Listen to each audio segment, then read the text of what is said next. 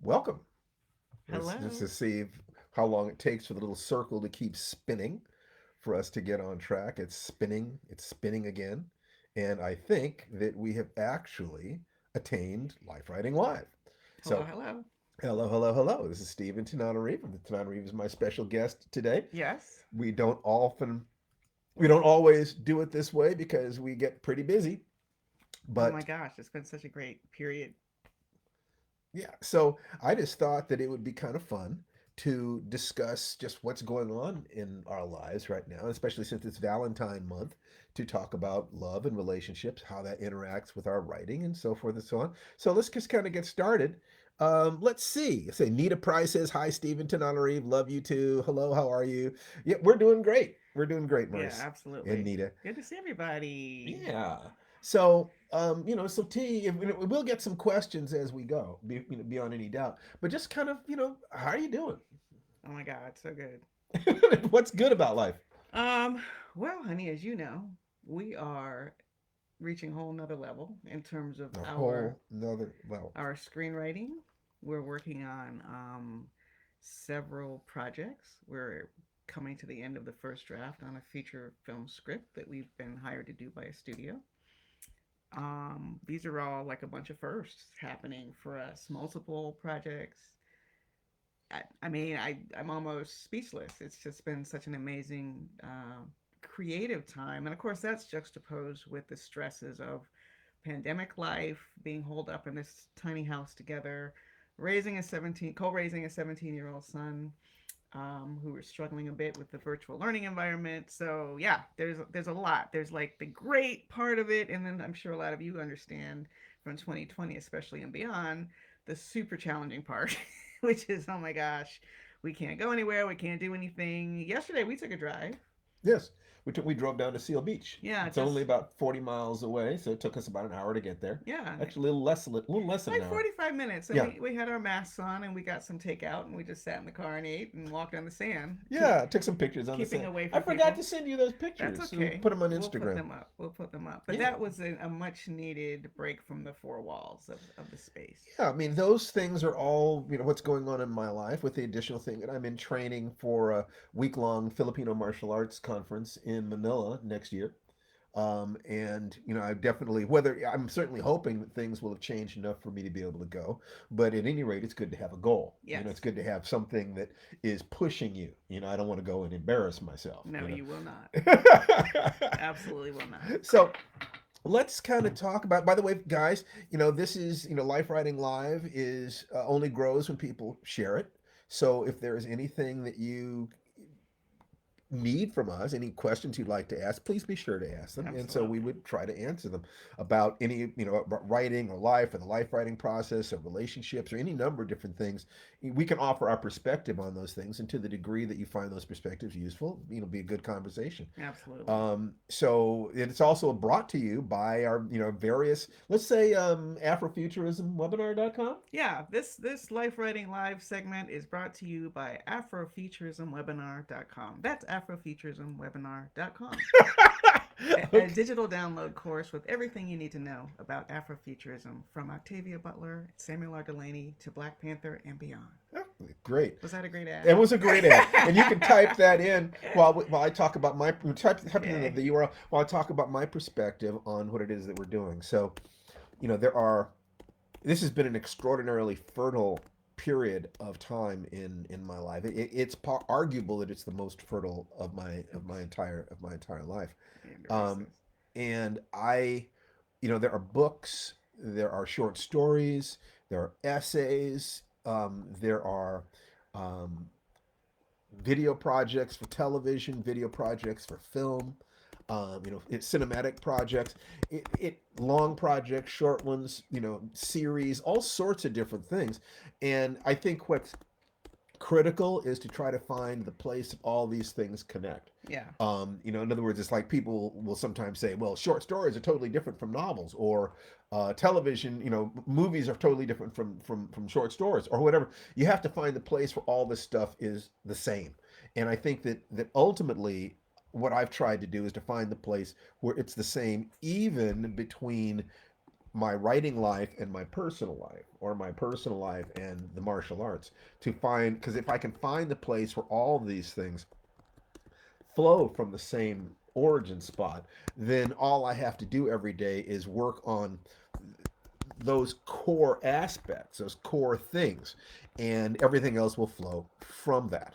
So uh, that has always been, that's been my emphasis during my all of my adult life, is what are the core principles, ideas, perspectives that lead to excellence in all three arenas. And everything that I do relates to that. To the degree that I'm successful at that, I'll be successful in those arenas. um, but my success in those arenas doesn't necessarily mean I'm right. I might just be really, really lucky. I mean, that's certainly a possibility. So I try to cross reference that with what experts in different fields have said about these things, and try to align myself there too. But it's you know, art, life is art to a degree. It's not just science. It's not just, numbers that can be added up. There's an element of the subjective in there. How do you navigate these territories, huh? Mm. I was so busy typing the URL, and I did it wrong twice that I don't exactly know the whole question. Well, you So, got it. okay, hold on. I'm just deleting the Yeah, other ones. and delete Okay, that one. yeah. Right. If it's about balancing the creative and life Yeah. in general, is that what it was? Well, yeah. I mean, it's like, if you wanted to talk about your working out, your parenting, and co-spousing, or your writing, you can talk about any one of those things in terms of how you bring yourself to it. I think that it would be reasonable to consider you to be a success in all three. Oh, I'm not well, patting thank you. myself on the back to say, well, what a great catch you got. So obviously you're successful in marriage, but I do think that Well, no, there is that. it is a reasonable thing to say that someone who has achieved what you have achieved in your writing, someone who is in the kind of physical condition that you're in terms of your body, and someone who is happy in their family situation, is a success, and therefore someone who should be modeled. Should ask the question, how did you do this? What are you doing? So choose any one of those three areas and just talk to us about it a little bit. Well, I think, darling, I'm relying on sort of your principle of balance. Those of you who are creative understand that it can be so tempting in those sometimes rare moments when you're in flow state to just disappear down a rabbit hole and let the world disappear. Wouldn't that be great? Like to let 6 hours go by and you wake up and, oh, okay, here I am back in the world. I got a cabin in, gosh, was it 2019 now? In the summer of 2019, I Yeah. spent a weekend in a cabin. I really broke the back of my novel when I was in that cabin. Then we came back to the cabin and we did some brainstorming on a great Twilight Zone episode that we ended up writing, That's right? right. So, And also, there was a touch of magic about it, because it was on our way back from the cabin that we got the call that we were going to have the opportunity to pitch for Twilight Zone. right, right, right. So, that I thought ties. it was to the cabin. And I thought it was on the way back. I thought it was on the way too, because I thought we spent a lot of time sort of giggling about that You, and, while we were in the I thought we cabin. were giggling on the way home. I mean, Okay, well, it, whatever. it, it was one or the other. Well, the point is, but writers don't always have the cabin. That was the first time I'd ever done a cabin. Was in the summer of 2019. All of my other writing is what I call in the margins. So my son's homeschooling starts at 8:30. We have a family meeting every morning at 8. So if I wake up at 7:15, then I might have 15, 20 minutes to jump in and write a little bit on a project that's on my mind. It's just like in the margins, 15 minutes here, 20 minutes there. Stolen If time. you're lucky, yeah, if I'm lucky, I get that big 2 hour block. But the thing you can't do when you are in a relationship, and especially when you're a parent, is you can't just vanish behind a closed door. It's not allowed, you know. So I've had to learn how to turn that flow faucet on and off. Right. If our son comes in and wants something or needs something or needs help with an assignment for school, then I'm going to get up and stop what I'm doing and go do that. I'm not going to say, no, no, no, I'm writing, son. I'm writing. I think that the question of flow is important. That Mikhail Csikszentmihalyi, who created the book Flow, and really popularized the term, talked about it basically as the doorway to high level and excellent performance. I would tend to agree with that. That anytime you're in an activity where you know the basics of your activity and you can enter into flow state with it, this is the road to mastery. Right. And so it's if that's true in parenting, if it's true in relationships, if it's true in writing, then you can extract flow as a separate discipline in and of itself. It's like, Yeah. how do I develop more flow? So that's what there's a lot of meditation and listening to Vivaldi and listening to to soft jazz or soaking in a hot tub or any number of different things that allow you to relax and focus simultaneously. Open the doors to flow. You know what? What? I use walking for that. I use Talk about that a little bit. cleaning for that. Well, if I'm walking, usually I'm listening to something on audio, so maybe that's not my best flow time. But when I'm cleaning, especially, we have VR play sets, the Oculus Quest 2.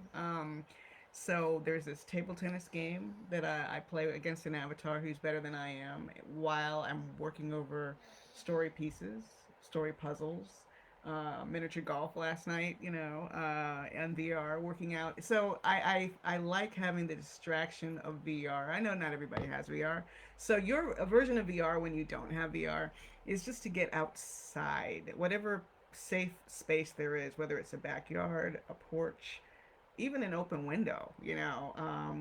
I saw a documentary about prisoners in jail, and that window was their portal to the outside, and they could leave the prison mentally, even if they couldn't physically. So we have to find ways to leave our daily routine sometimes, either physically or just mentally, and allow flow to seep in rather than trying to push at the desk all the time. Sometimes you walk away from the desk. Do you find are you able to access flow state in your physical activities, in things like working out? Um, not for some reason, not so much. When Okay. I'm working out physically, I'm really sort of in my body. We use kettlebells, and they require some concentration, so I don't smash it into my knee or drop it on my head. Right. So I really am very present when I'm working out. That's why walking would be better for listening flow state for me. In other words, the potential risk Yeah, takes you out of flow. yeah, for Okay. me, and that's part of the fun of working out is to get out of my head and to be firmly invested in the body. Yeah, what I find is that you can enter into flow state even in something like kettlebells if you if your primary focus is on your breathing. Mm, If you're looking at how do I exhale to create power here? How do I deal with the compression of my lungs here? What is the inhalation moment here? If you stay in that, then at some point the skills of the kettlebell are reduced to unconscious competence, and you actually, and there's a part of you. It's like driving on the freeway. okay. You're in a lethal piece of equipment traveling 65 miles an hour or whatever it is that you're doing, and could die in an instant and kill people around you in an instant. But yet and still, you're popping your fingers to the music on the radio or No, talking it's to true. somebody on the phone. I don't know why it's different for me than driving, but it Well, definitely is. I think that it's very real. In other words, that you do injure yourself little bits. Just you scrape this, you bang this, you come close to dropping this, and hopefully your foot isn't in the way. So it keeps you mindful. Right. Okay. So, but I think that's life, isn't it? I mean, life is a contact sport. Life is dangerous. There's saying the wrong word at the wrong time. When we're talking here, when we're doing this, we're in flow state. Mm. We're not planning what we're doing. We're not thinking about what we said. Hopefully, we're not thinking about what we're going to say. Hopefully, we're in this moment. But there is danger in that. That you can't speak spontaneously for very long without saying what's really on your mind. So Right. if you have some fear, if I had some fear that I might accidentally tell you the truth about myself, about how I feel or what I'm doing, that Please do finally. finally, that's right. After 22 years, you think that a day would come. Um, so you have to have enough confidence that if you are just spontaneous and natural, it's going to be okay. And that is not always an easy thing. No, it's really not. That's why this new app Clubhouse doesn't really work that well for me because I realize when I'm on Twitter, I spend a lot of time editing and deleting and deciding not to tweet something. And when you're just blah, talking, I'm just too, I'll look at it. I know a lot of you like it, but there's no way to hide your appearance there. Everyone knows you just walked in the room, and it's just like, okay, it just feels like a spotlight in a way that Twitter is a little safer for me. But anyway, I'm off topic. I'm talking about social media distractions, Not not really. the joy You're of. talking about your decision process, how you decide to do this, not do that, and I think that that is germane to the question of how do you survive, how do you thrive, how do you improve in anything, how do you make selections, and one of the ways you make selections is you need to feel comfortable, Yeah. and you're not going to feel comfortable if you feel too exposed. Yes, exactly. So if there are That's why arenas I'm not exactly doing these every day either. That's right. If there are arenas in which exposure is necessary in order to be in the arena, how did you cope with that? In other words, being an author, you were making a decision to be public to a Yeah, degree. So yeah, and I how think did that work? and I think that's something that Octavia Butler struggled with. She was extraordinarily shy. I mean, I'm just a little shy, a little bit like given a choice between being in the room and by myself or being down at the party. I have to kind of fight to leave the room, to go to the party. I can go to the party, and I think Octavia learned how to be that public person. And you can train yourself to be a public person. Right. And it's not that I don't genuinely enjoy those conversations. I have great memories of interactions with people at cons and parties and whatnot, but there's always this sense of relief when I'm back in my own space, in a comfortable environment, whether it's at home here with you and Jason or in the hotel room. And it's not that you're pretending to be someone else, but the same thing happens with Zoom. The public face is a kind of a mask, right? Yes. So you have and sometimes it's a really heavy mask because you're feeling terrible and you have to act like you feel great. But at the very least, No, you just tickle me. That's uh, all. You're so effusive. You're so alive. at the very least, it's how at the end of the Zoom meeting. Here's a good example. Every Zoom meeting has that moment where you have to put on that smile at the end because because otherwise you're going to be frozen scowling at the camera and it's not a good look. So we've That's all right. learned that when they say okay, meeting over, we're all like, well, that's a mask. Okay, so it's not that you're not happy in that moment, but we don't express happiness with a big grin on our face all the time. Not all the time. So to that degree, I mean, even now, I'm going to get to writing. I'm going to be working on the script. I'm happy to be doing this. Don't get me wrong, but I'm also when this is over, Well, this I'll be jumping into my script. now, and this is another important thing. A lot of the reason to have these conversations is to try to find moments of entry. Okay, Okay. so we're working on a script. It's a movie script, Yes. and Haunted house. we went That's all back we and can forth over. We were given an original idea Mm. by our partners, people who wanted to take us to a studio Yeah. to see if we could do it. We developed that idea. Yeah, we It did. went back and forth between the two of us. Yes, We it did. fighting like cats and dogs, or loving each other's ideas, or whatever it is. Just all part of the creative All process. the above. And then we bounce it back and forth with them. And then when that all works, they took what we'd done to the studio. The studio said yes. They made some suggestions. They wanted more of this, less of this. So we're having to compromise. We're Yeah. having to do a tap dance. We're having to find, what I call is like threading a room full of moving needles. Mm. That you've got different people with different objectives and different investments emotionally, and they all have to feel honored. So you've got all the eyes of all these different needles, and they're moving. And if you can thread them all without breaking the thread, and that thread originates in your heart. If you can thread them all, then you can write for Hollywood. Yeah.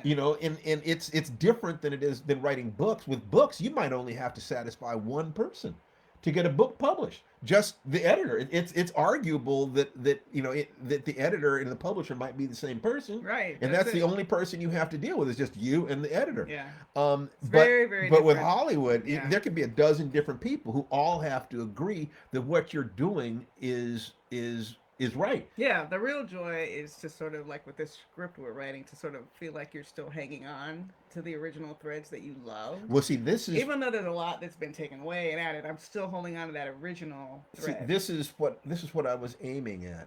And that is that a couple of days ago, you were talking about how you were having fun Yes. working on it. In other words, I had done my work on expanding it out because you were working on other things. So I took lead, and at the rate of 5 pages a day, I expanded this script out to about 90 pages. Mm-hmm. Okay. So you then go in and you begin to rewrite what Mm-hmm. I've done. And that means extend. Actually, no, no, no, that's not true. It was I worked on the last half of it, Oh yeah, expanding yeah, it yeah, out. yeah, yeah. You I wrote worked that. on the first half Right, of right, it. right, right. Okay. I wanted to start at the beginning with the characters. Yes. Because you access story. I access story through characters. Yes. It's like when I wrote The Black Rose. Why did I start The Black Rose when Madam C.J. Walker was 7 years old?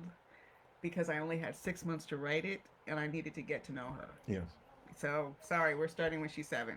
So You're gonna get her whole life story. So what happened is that I was wondering whether or not I should take more responsibility. In other words, whether or not I should jump back in there, do some more work, whatever.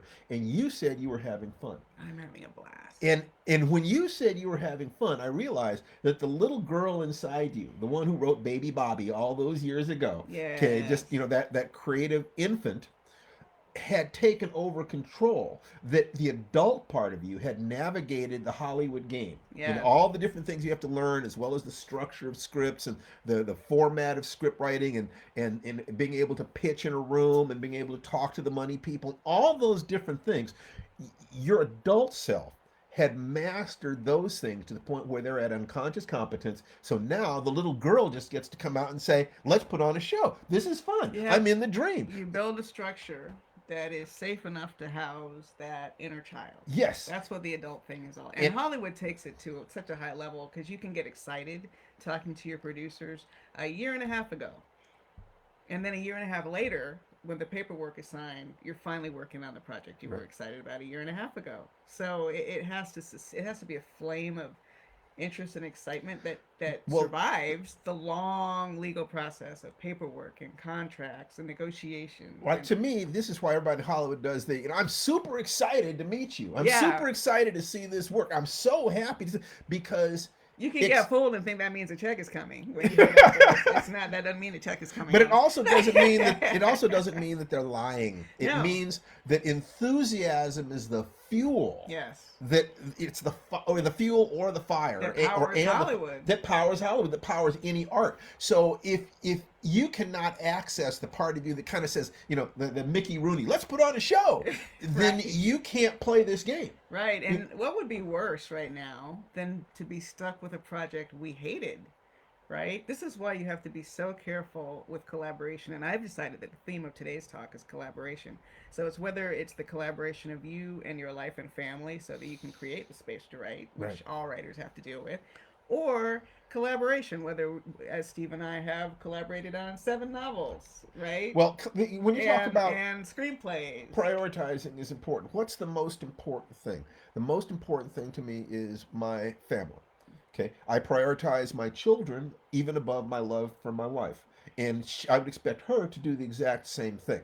So, given that I know what's most important to me, after my family is probably my writing, and after my writing is probably the martial arts. But those things all feed into each other. They all support each other. They're not in conflict with each other.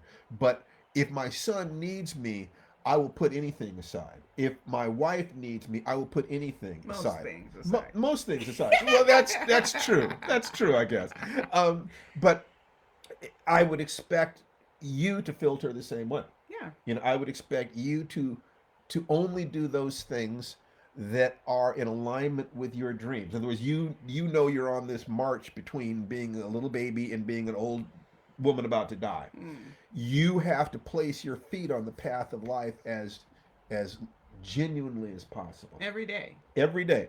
It's just chop wood, carry water. What are you going to do today to move to make that little girl inside you happy, but also make that old woman on her deathbed who is beyond fear and ego and just saying, you want her to say, girl, you're doing it right. And here's where the family collaboration piece comes in and potential conflicts, right? The young girl inside me would be perfectly happy to be writing all day long. Just behind the door, writing, all day long.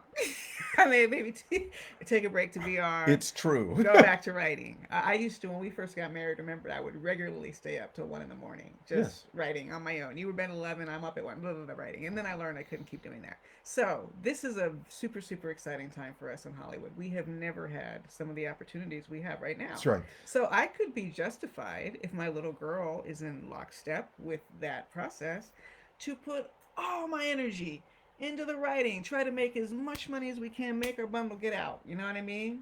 But we can't do that.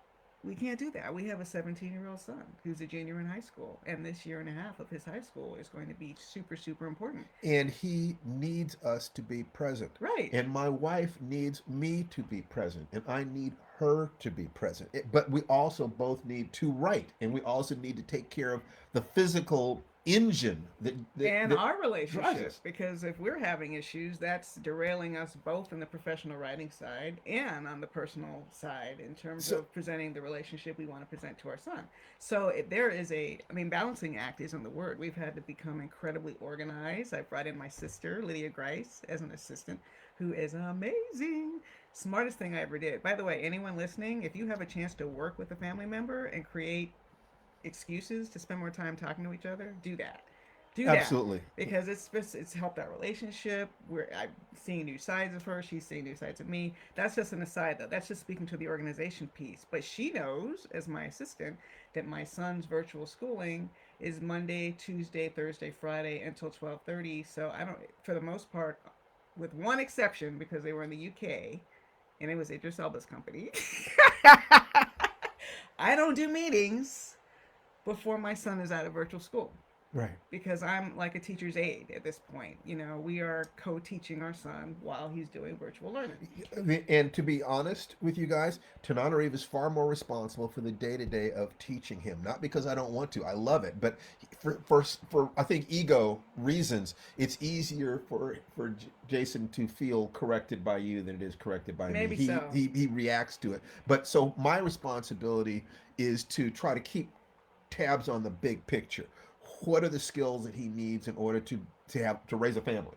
I mean, because that's really all that child rearing is about replacing yourself. I mean, so that doesn't mean making an adult. That means making another parent. If you're a parent, you're making another parent. So what is it that he's going to need to support a family, to find a mate, to have a healthy relationship, to raise his children, with honor and integrity, to be strong, healthy adults? And we're bringing in, we could be spending our time and energy on screenwriting courses and, how to network, and all this kind of stuff. Instead, we're spending more time and energy and finding new resources in terms of how we can better help parent Jason, teach Jason, guide Jason. What is our week's goal? I mean, we are digging in. So, to a degree, the Hollywood stuff, and I say Hollywood stuff because I'm not writing much prose right now. I'm writing almost exclusively scripts, except for a couple short stories I agree to do here and there. I have a novel coming out next year, though. The Reformatory, the novel I've been talking about forever. It smokes. And She brought the fire. Finally going to come out in 2022. I can't say who's publishing it yet because it hasn't, paperwork hasn't, it's not official, but it's already optioned for TV. SK Global and Missouri Kaplan, my former English teacher Mitchell Kaplan with Missouri Kaplan, they said, "What do you got?" I sent a manuscript that hadn't even been sold yet, and they were like, "We're gonna do this." See, this is who she is. that it feels like the entire world conspires to bring to Tananarive what it is that she needs in order to actualize herself. That I would consider to be a hallmark of a family that raised her solid. That where she's not fighting herself about who she is, what she wants, her values, her beliefs. It's all in alignment. It's kind of amazing to watch. Well, and keeping our son centered and my whole life, my relationship centered, I have always found that despite all the preparation it takes, I do best with Hollywood when it's sort of in the corner of my eye, the Yeah. periphery. Yeah. It's like right the Peripheral side mission, vision. because if you try to go right for it, it's smoke and you can't grab it. It's a little bit like Hollywood is more like a cat than a dog. Very much It's so. like if Hollywood simply doesn't come when you call. It does It's like not. you'll be doing something else. We have some questions here. Wait, Thoughts? and oh my God, does it seem like it might be hard for a writer to be married to someone who is more of a 9 to 5 worker who leaves work behind at the office? Listen, Hillary, let me tell you something. Steve and I happen to both be writers, and that has worked out on so many levels. But if you're lucky enough to have a partner with I know where you're going. a job, Where you're going to a get a nine to regular five, a paycheck. 9 to 5 health insurance, you're not wondering year by year what is the income going to be. That is a beautiful thing. Majority of writers are Lean married to in, people who are not artists. lean in. Absolutely. There are advantages to being with a writer, but Oh, there are sure, serious disadvantages. right. Our finances were never stable. It was feast or famine, and that can be deadly. I mean, it's like one of the things that produces obesity is coming from a genetic line that had experienced famine. So when you get food, you want to eat all that you got. When you're feast or famine as an artist, then a check that comes in can be huge, but you're not factoring it over all the time it took you to make the thing and all the time it took you to position yourself to get it. So you're getting a very distorted view of your worth and the amount of money that's flowing to you, and you can easily just kind of go whoopee, let's spend, because you've been on a budget for so long. You've been hurting for so long. So to answer your question, Hillary, in terms of that 9 to 5er who leaves work at the office, I mean, yes, sometimes you might have to explain, obviously, why your eyes are glazed over, where your thoughts are. My mother used to always say that my head was always in the clouds, and she, Yeah. she didn't mean that as a compliment, by the way. Well, one of my friends told me that I had the unnerving habit of not just building cloud castles, but moving into them. So that's the writer thing, and people who shut it off, and that's a gift actually to be able to shut it off, I guess. But people who can shut it off might not always understand. So sure, there's room for potential conflicts, but I think you could do similar things that Steve and I do. We have rules about when we can talk about story. I mean, he might have a thought at 10:30 at night, when I'm watching TV, and it might be a great thought, and instead of getting irritated or feeling pulled out of a relaxed state, we just have gotten in the habit of saying, hey, that's a really good idea. Let's talk about that at the next meeting. We have meetings every morning. Or if it's a big thing, let's plan a meeting all about this thing tomorrow, right? Yeah, And yes. then we don't talk about it anymore. And the same thing is true with waking up in the morning. So that's true in the evening. But in the morning, we can wake up at different speeds. Sometimes Yeah. I wake up in the morning, and boom, Oh, my brain is no. ready to go. Sometimes, no. Listen, this man wakes up ready to talk it out. He's been thinking about it for 20 minutes before he even sat up, and now he's ready to talk. And So, I am so not like that. well, It's but a that gift. turns around. It's a gift. It's a The curse. brain is always working, and yeah. It's understanding relationships in that sense. So we're both artists. We have competitive drives, and that can be positive when we want to one up each other or impress each other with something, but it can also be, well, she's getting the attention, and how come Hollywood isn't paying that much attention to me? Wah! And I feel I've got to be the one to comfort that little kid inside me. If she's getting something, if something is working for me and it's not working for her, then she might have to comfort herself. I mean, Well, that's ultimately, why I like it when we get to work on original scripts yeah. that are starting from scratch. Especially if you're taking lead on it, or we have a TV project where you're taking lead that didn't originate with me, which is Right. a nice break for you, It, I'm sure. yeah, it is nice because frankly, we're at a period right now where, for a variety of factors, including the fact that you're just really superb, Hollywood is being extremely responsive to your work. And I would be lying if I didn't say it was a part inside me that was saying, why not me? Why isn't that happening with me in my work? And I have to separate that from our relationship, or it will poison our relationship. I also have to separate that from my sense of what I'm capable of, or I'll lose faith that I can bring my dreams into existence. It's not actually worse to live with somebody who is being treated that way than it is to observe someone at a distance who's being treated that way. At least if I'm observing it up close, I can take a look at your behaviors and ask myself, are there things that you're doing that I can model that I'm not doing with my own work, my own approach? And there are a And lot of them. lots of practice too, right? So one thing about Hollywood and one thing about the pitching process is that obviously everything you pitch is not going to get picked up, will not get made, and that can often mean that you've spent who knows how many hours like with this feature film we're working on. Right. It died at a certain point, Yes. right? The studio that our producers were originally dealing with, he left, the executive left. In publishing, you know what that means. If your editor leaves, your book has no advocate.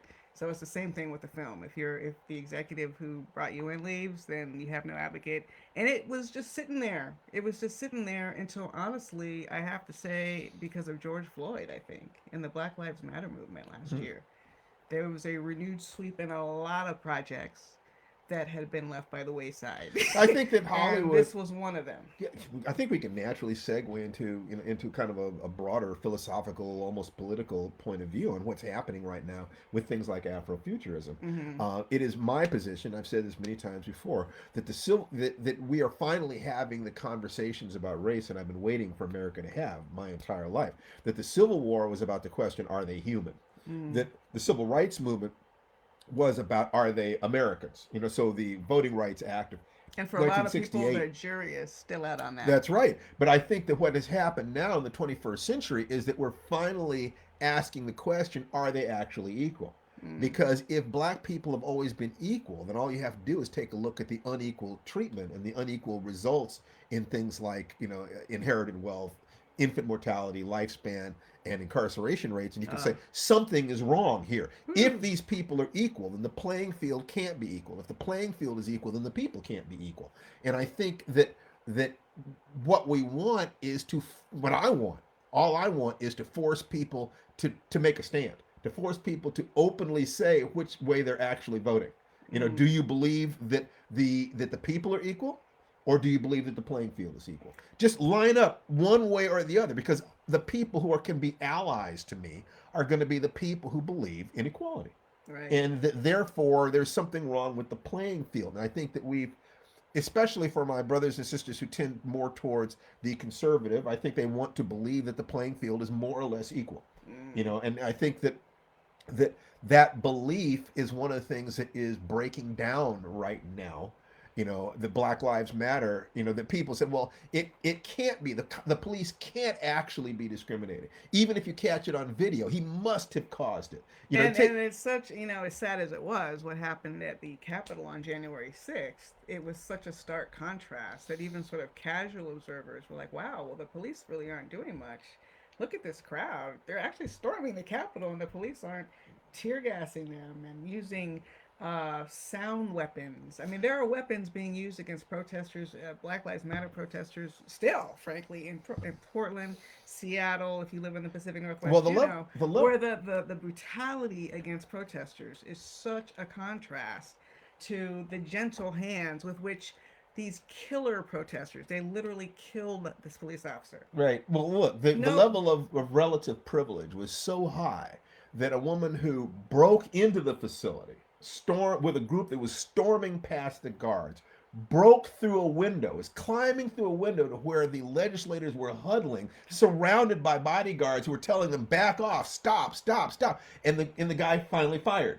That if you went on sites, you could find people saying that she was murdered. yeah. It's like, and these are the same Which is a people. taste maybe they can empathize on how we feel when a 12-year-old playing with a toy gun like Tamir Rice gets shot in a Cleveland park. Just standing there, or somebody gets And their with no gets their warning at head all. knelt on for seven. They're Yeah. knelt on for 7 minutes.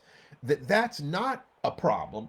But a woman who is openly attacking, openly breaking, openly trespassing, who is ignoring the police saying stop, back away, she's being murdered. So if you can't see that there is a It problem is there, huge disparity. yeah, if you can't see that, then as far as I'm concerned, you are very likely to be one of the people who believes that the playing field is equal, but the people are not. If you see that difference, you're more likely to be one of the people who says, there's some changes we need to be made. That to the degree that it is true that we are basically equal and that those changes need to be made, the people who are going to make those changes will be people who agree that we need to make them, that there is a problem. If you don't believe there's a problem, then nothing that you say about Black Lives Matter is going to make a difference. And you won't understand what is happening in Hollywood right now. So, Hollywood has operated on the assumption that, on the cultural mythology, that black people were a particular thing. that as individuals we are capable of rising, but as a group, well, it may not be politically correct to say it, but they're not really as smart as So we are. aside from some biopics of their favorite Right. icons, and some very predictable kinds of trauma porn, uh, Well, there hasn't been much of an interest until very recently. A sustained interest. I'm not talking about the '90s. That was beautiful, but that came and went. So now we're back. so after what you after have the one-two punch of Get Out in Black Panther. and Black Panther, and then even after that, it wasn't enough for some people. It really did take the Black Lives Matter movement, so that now storytelling for all marginalized creators, and I think if you're paying attention, you've noticed it's not just Black creators that are benefiting from this time. There's like a swell. Latino creators and It's queer all creators and on kinds. and It's on. like there's a swell Far coming. more women creators. So there's this growing awareness that more people need to be let in, and it's a good thing, because even well-meaning storytellers, like we watched a movie last night that we were really, really enjoying until the third act, which turned our protagonist into a sacrificial Negro, which is What such a was the name of it? Because I don't mind giving oh, the I names of can't the think of the movies. name of it It was the now. name of a drug. It was Anthony Mackie. It's on Amazon. Anthony Mackie and It's I Amazon. forget what the name. We were really, really enjoying it, but then it turned very tropey at the end, Yes. and it was like, oh, I just wish that there would be more people in Actually, the room. look it up on your computer. See if you can find the title because Anthony uh, Mackie, okay. IMDb. What was the name of that movie? Because people should avoid it. I mean, actually, it's good until the very. I mean, it's IMDb. spoiler, but See, yeah, spoiler. It. spoiler alert! I'm Spoiler just. alert!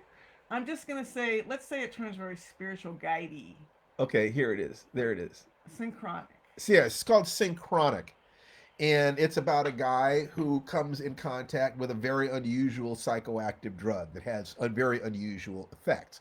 And the movie really, really works up until the moment that they decided to make him not A just a spiritual sacrificial. guide. It was sacrificial Spoilers, Negro. spoilers, spoilers, spoilers. It was Spiritual Matt guide. spiritual guide, and it was vile in that sense. It if you look at the racial pattern, it's vile. If you remove race from it, then it seems like, well, what's wrong with him sacrificing himself? People sacrifice themselves in films all the time. But you just have to recognize that there aren't any movies in which all the white people sacrifice themselves to save black people. Those movies don't exist. It's just a comfortable trope. So we're still, and again, I hate to denigrate any well-meaning art, which I think this was, Yeah, I because I agree. admire the effort. I think it was actually very well done. I think it needed another polish in terms of getting away from the trope, and maybe no one thought of it. Or No, maybe they needed to cast differently. right? But even then, No, but I even if love. everybody had been white, they still would have needed to modify a couple of things to make the all the behaviors feel really really valid I to me. love Anthony Mackie in the Afrofuturism space. Yeah. He's been drawn to these kind of projects, and I really really want him to keep it up. He did Black Mirror with Nicole Bahari, who by the way is also getting her roses. We're going all over the place now, but the point is this is a renaissance, and if you've taken our screenwriting course, I've been saying this for years that this was coming. It was bound to come. This is a renaissance for marginalized creators, right? So if you're a writer, an author, you have some published short stories. You might be getting inquiries all of a sudden out of nowhere after years, you know. So if you really would like to be a part of helping to shepherd your projects to the screen, and that's why I started screenwriting. I had no interest in screenwriting. I was on film shoots with my friends in college, and I was like, ugh, Yeah. filmmaking is not fun like writing. Marilyn Holt says, I see the woman shot was the only one shot. The men going in there were not shot, and they were obviously armed too. It's true, and that's a completely separate discussion. And that could be misogyny. I would say I've it seen wasn't. that I would say it discussion. wasn't misogyny because women aren't the victims of violence as often as men are. Although they are far more victimized by men than men are by women. But there is a There is very a high percentage of domestic abuse among police officers in particular. no. What I'm talking about. This is the woman who was coming in through the window. Right, I know. I But if think you're already of that mindset, like you're. I would say that what was responsible for that was her privilege. That she thought she wouldn't be shot because she was a woman. Mm, That she thought that nobody's going to shoot a cute woman because of the fact that we're more reluctant to do that to express violence towards women. It's just even though women culturally can be are more victimized by men than vice versa. There's things like shot and stabbed less often than men are. That men, I think, would have understood that climbing through the window like that was going to get him shot. I Maybe don't think she so. believed that it would happen to her. And Maryland, I think the whole thing is a tragedy. None of it is about wishing police officers would shoot more white people like they shoot black people. I would like fewer shootings.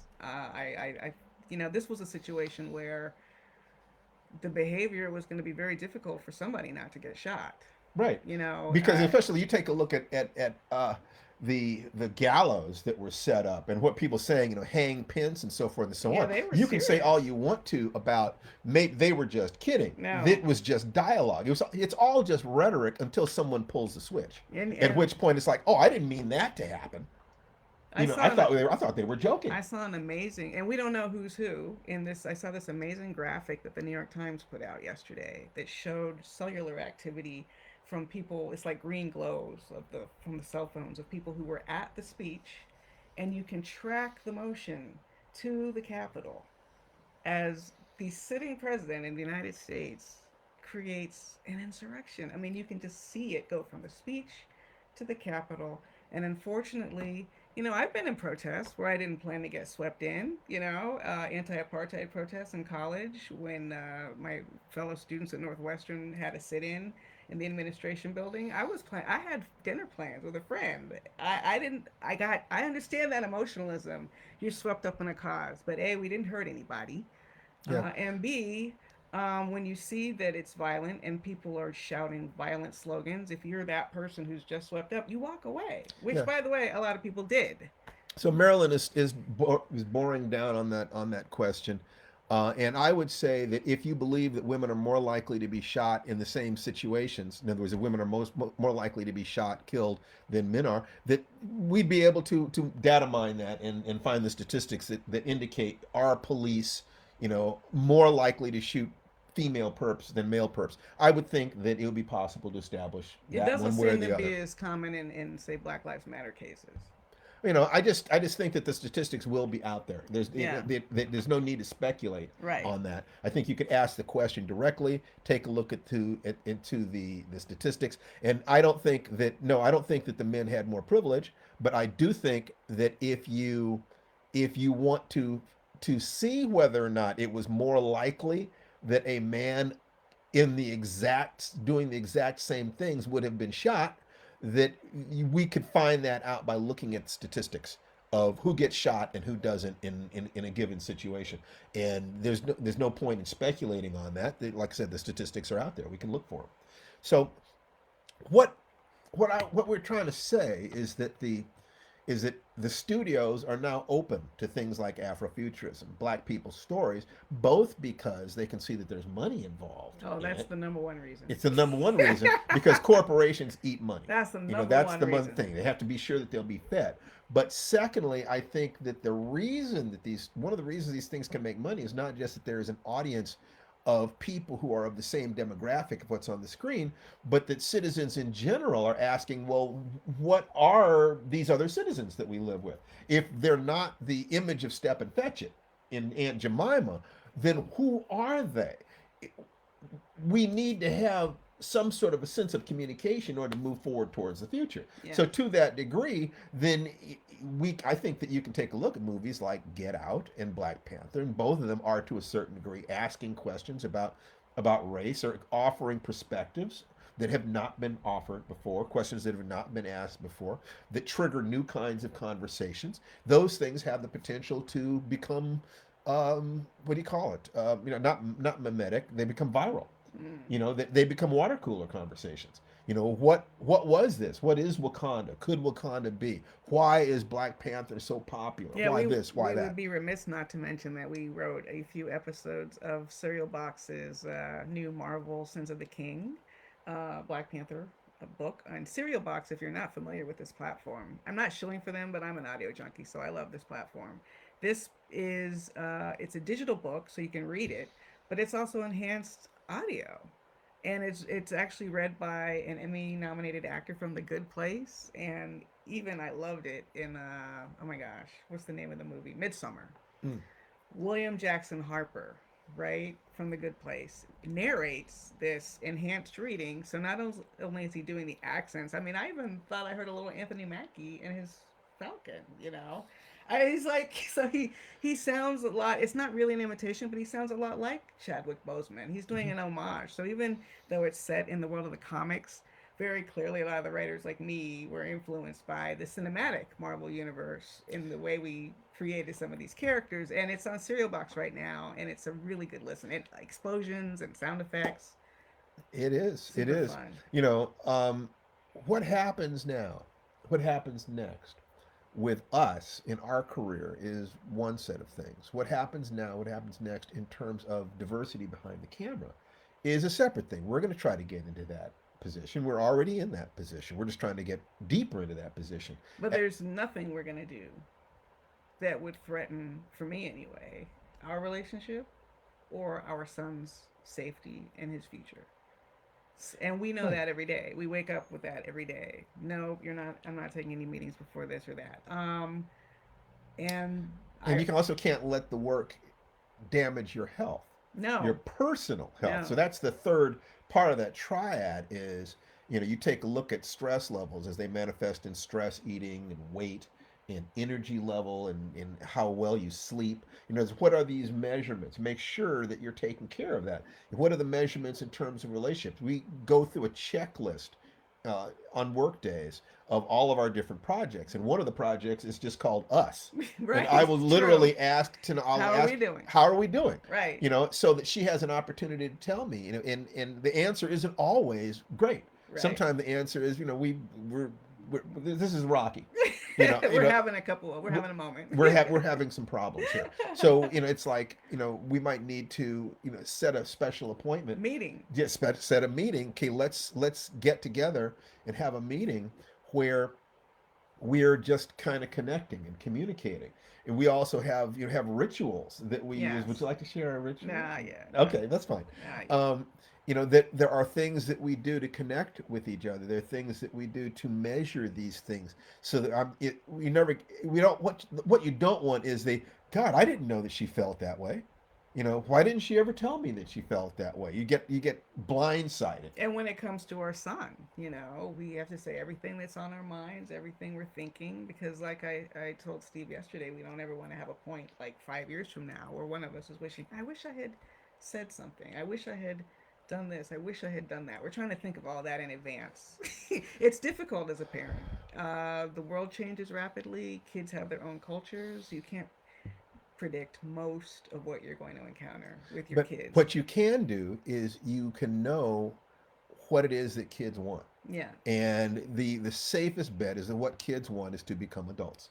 They want to move into that world of freedom and opportunity. If you know that, then even if they kind of say, well, I don't know what I want, you already know what they want because they're descended from thousands of generations of people who did exactly that, moved from childhood to adulthood, produced kids that move from childhood to adulthood. So to a certain degree, all you have to do is to understand what the next developmental stages would be for the ultimate goal of, in most cases, becoming parents or having the level of responsibility and authority that would make it possible to be parents if they decided to have kids.